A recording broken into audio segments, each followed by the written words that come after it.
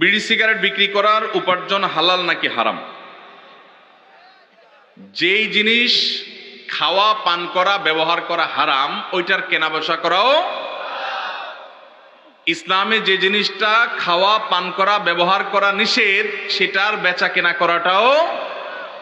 দোকানদার নিজে লম্বা দাড়িওয়ালা নামাজি মানুষ, হাজি সাহেব মানুষ, নিজে বিড়ি সিগারেট খায় না, নিজের 14 গোষ্ঠীও খায় না, কিন্তু বেচে, তাহলে তার উপার্জন হালাল হবে।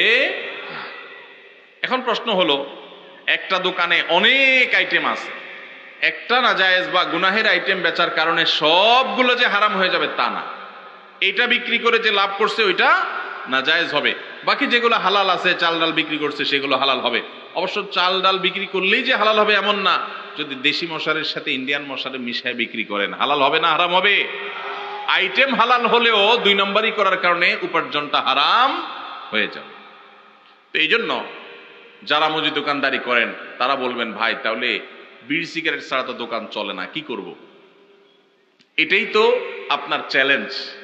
আল্লাহর জন্য আপনি স্যাক্রিফাইসটা কি করলেন? কিয়ামতের ময়দানে আল্লাহর কাছে জান্নাত চাইবেন কোন মুখে? এটাই তো স্যাক্রিফাইস। স্যাক্রিফাইসের বিনিময়ে তো জান্নাত আশা করবেন।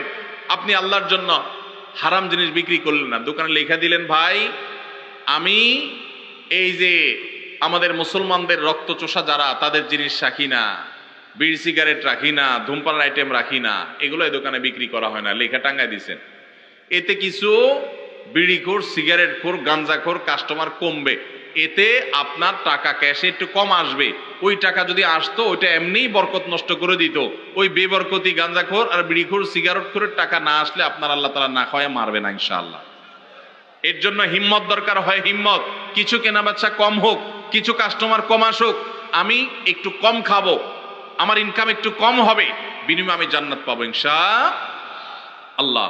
মনে শান্তি থাকবে যে আমি ক্যান্সারের আইটেম বিক্রি করে একটা মানুষকে সর্বশান্ত করার দায়ে আমি দায়ী হলাম না। দোকানদার ভাই যত সিগারেট বিক্রি করলেন, এই সিগারেটগুলো যারা কিনছে, খাইছে, এর মধ্যে বহু লোক ক্যান্সারে আক্রান্ত হয়ে গেছে। বাংলাদেশে ক্যান্সারের যে রেশিও, ঘরে ঘরে ক্যান্সারের রোগী, এবং ক্যান্সারের সবচেয়ে বড় কারণ, যেই কারণে সবচেয়ে বেশি সংখ্যক মানুষ ক্যান্সারে আক্রান্ত হয়, সেটা হলো ধূমপান।